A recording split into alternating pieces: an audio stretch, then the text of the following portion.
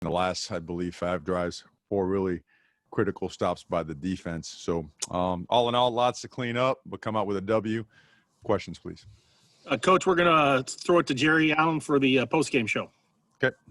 Coach, congratulations on your win. A lot of things to talk about. I'm gonna bring one up first. Is it just it hurts your heart when you see one of your kids go down with an injury, and hope that Noah Sewell is okay. I know there's nothing really to say about the injury, but can you let us know that he is okay? We think we saw him come back onto the field afterwards. Mm-hmm. Well, we're going to run some more tests on him. I feel like it's got a chance where he'll be okay, Okay. But that's all I can comment on right now till we run some further things. But, and again, just I want to stay along the policy of we don't disclose all this stuff, but hopeful that things aren't as bad as they originally seemed. A game of momentum swings, and I guess it starts with turnovers. Boy, you were -5 coming into this game, but turnovers were a huge difference in this game for you, weren't they? Yeah, they sure were. They finally came a couple went in our favor. Certainly we lost one the other way as well. That resulted in 7 points right away. But, our defense has been really working hard at it. And we ended up paying dividends today a little bit. Getting Hunter Kampmoyer back on the field made a difference today, too. He made some big, important plays for you.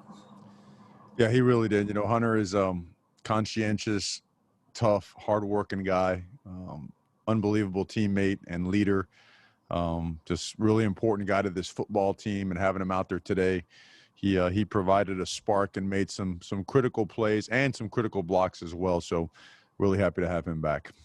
Jordan Happel had a night tonight. None more important than the end of the half, that interception and that score. He was impressive. I think he led the team in tackles tonight. Well, it was a really important acquisition in the offseason, as it showed tonight. He's been in Coach Avalos' system, so he knows it really well. He's just come in and worked his tail off and is fitting really well. And at the end of the half there, with the pressure we got, the ball popping up like it did, not only picking it off but running it back, because we're out of time, so it's score or nothing. And he found a way just to outrace the running back and get into the end zone, and was a monstrous play in this football game. Talking about new guys adding to Devin Williams, a really nice night for you. Just another weapon that steps up. Devin is, I probably haven't been harder on anybody as hard as I've been on Devin, and I think for reasons where I think it's the ultimate sign of respect when you really challenge someone. And his last 2 weeks of practice, everyone has noticed what a tremendous job he has done pushing himself, learning the system, and practicing and working really, really hard, and found some opportunities to make some contested catches that ended up being huge plays as well. So really proud of Devin, and I really feel like he's another guy that's just kind of getting going now. I feel like he's going to be an excellent football player. Your offensive line in the first couple of ball games came together so well for a group of young guys that hadn't played a lot together. Tonight they struggled, 88 yards rushing. UCLA just kind of – it seemed like they stacked that box in there and just cut down that run. What was with that run game tonight? I think first and foremost, you got to give credit to UCLA. They've changed schematically significantly from what they've done before. And some of the stuff they did, we didn't handle as well as we're used to handling.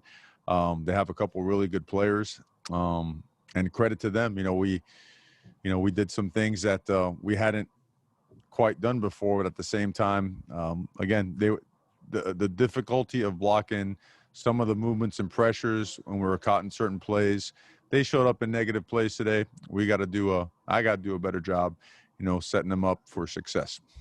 All right, Coach, you got a lot of people there that want to ask you questions. We'll let you go do that, and congratulate you again on the win, 3-0 in the season, and on the road again next week. Thanks for your time. Yes, sir. Thank you. All right, we'll start with Tyson Alger from The Athletic. Just following up on what you were saying about Devin Williams, in what ways have you had to challenge him over the past couple of weeks, and how are you harder on him? Well, when a guy has that much ability, when they're blessed with that kind of talent, anything less than getting the very best out of them is kind of cheating the gift. So, we really he's done a great job just attacking practices and attacking processes, especially the last 2 weeks, just constantly, just consistently has been just improving. But these last 2 weeks, it really popped. It was obvious in practice that he was due. He was due for a big performance, and certainly came through. It came out tonight. Ryan Thorburn, register guard. Mario, just following up on Jordan Happel's play, how did that change the mood in the locker room and just the momentum of the game where it was going back and forth? Well, we knew we were in a battle, and anytime you can gain points like we did last game, right before the half, you find a way to gain 7 points. Momentum is the biggest monster in college football, and when you get it, you want to keep it and never give it back. This thing went back and forth a few times tonight, but that certainly just brought a huge, just momentum boost to our guys. Credit to him, credit to the defense. I mean, the pressure, the pick itself, and running it back, huge play in the game. Eric Scopel, 247 Sports. Probably up until Thursday or Friday, the expectation was it was going to be Thompson Robinson for UCLA at quarterback. Difficulty of kind of having to make that change and prepare for Chase Griffin, and then just what did he do out there that allowed him to hang in this game? Sure. Well, difficulty is the unknown. You don't know. You're probably preparing for 2 different game plans. Some things showed up that we had seen, and others that we hadn't seen before. And some other stuff will show up on film as well. That'll be like, well, okay, well that's something that's a wrinkle that we just hadn't seen or they hadn't done with their other quarterback. But a credit to them, their staff, and Chase Griffin. He did a really, really nice job running their offense. James Crippia, the Oregonian. Mario, a lot of the areas that you guys were really strong at these past 2 games, whether it was pass protection, running offense, you mentioned at halftime someone just weren't good enough. What was it that, you mentioned even in the game week leading up to it about the stunts and the stems that had given you trouble years ago at Wazoo. What was it that continued to make it a difficulty and a challenge tonight? Well, sometimes, we just ran right into it. I mean, sometimes we felt like we had an advantage, and if you're off by a little bit, you don't get your hat play side. The looper will kind of fall into the read of the back, and some of those things are some of the more intricate details I won't bore you with. And then some other times, they made some really good plays. That's the bottom line. They have a good front. 92 is a tremendous football player. I really believe he'll play on Sundays. Is a really good player. But we were out of sync. We're a little bit out of sync, and like we told those guys, look, when you win, you don't apologize for winning. You don't get down for winning. You just recognize where you got to get better. And, we weren't at our very best today, and we know that we have to improve certain things. And, we weren't as stout as we had been, but I don't blame the players. I blame that completely on me. We'll find a way to prepare them better so that we come out with a better, result, in certain schemes. Matt Preem, 247 Sports. Mario, you've mentioned how young this football team is. There was a lot of pressure situations in this game. What do you feel like you learned about your squad? I learned we got to start fast. I mean, we've proven that in the second half. We're really good. We come out of halftime and we're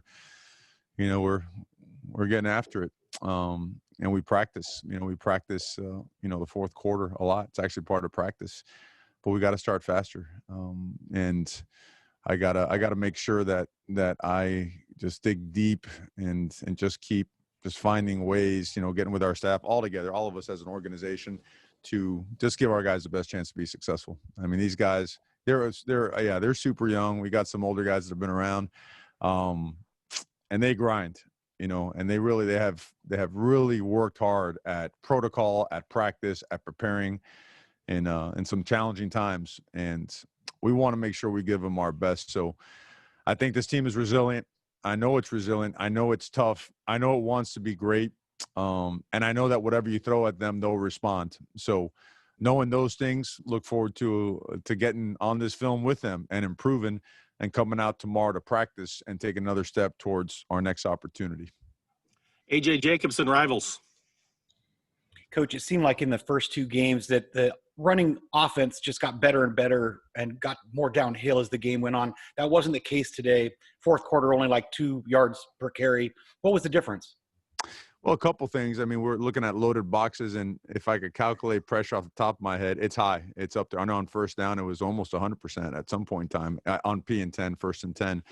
So it's an outnumbered box, and the quarterback's going to have to run a little bit sometimes.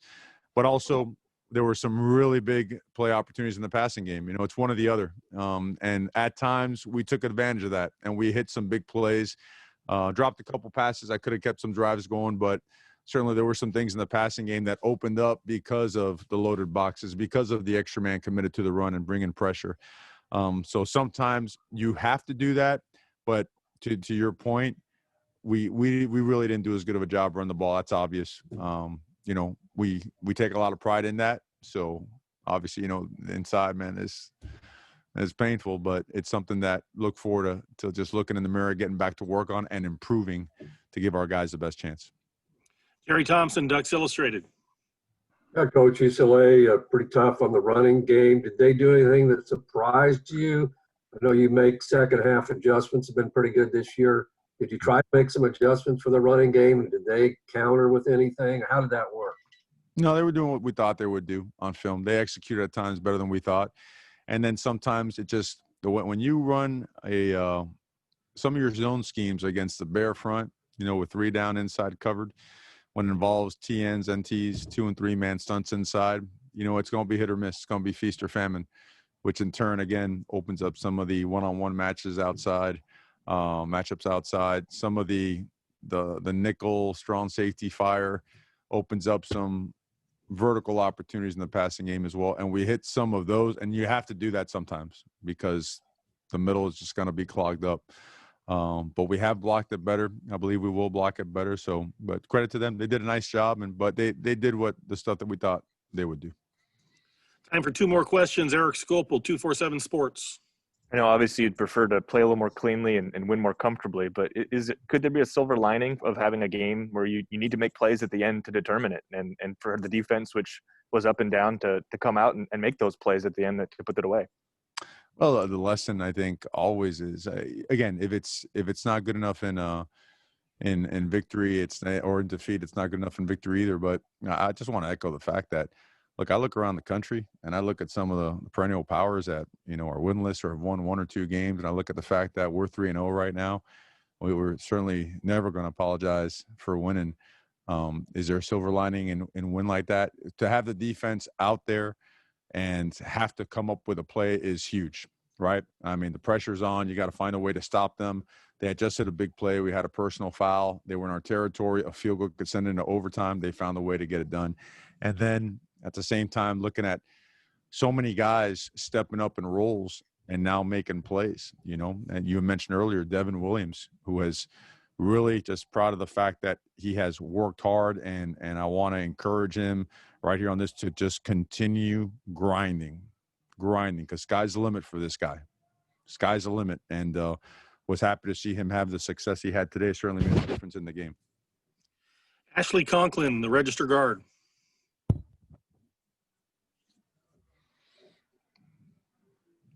You need to unmute yourself. Mario, in the first couple games, you had big games from DJ Johnson in the passing game, and today you got Hunter Kampmoyer back. Just one, how important is it to have Hunter back, and what do you think of your tight end guys going forward? Oh, those guys are really good football players. They're tough, they're physical, they're athletic. We felt that there was some stuff in 12 personnel that we could take advantage of. Sometimes we did, sometimes it didn't work out. But having both those guys, and then Cam McCormick is getting healthy, and he's really, really close and took some full speed reps this week. So we feel like our tight end group is going to be back, and we feel it's one of the best around. Thank you, Coach. Appreciate your time. Congratulations. Okay, guys. Thank you very much, guys. Have a good one.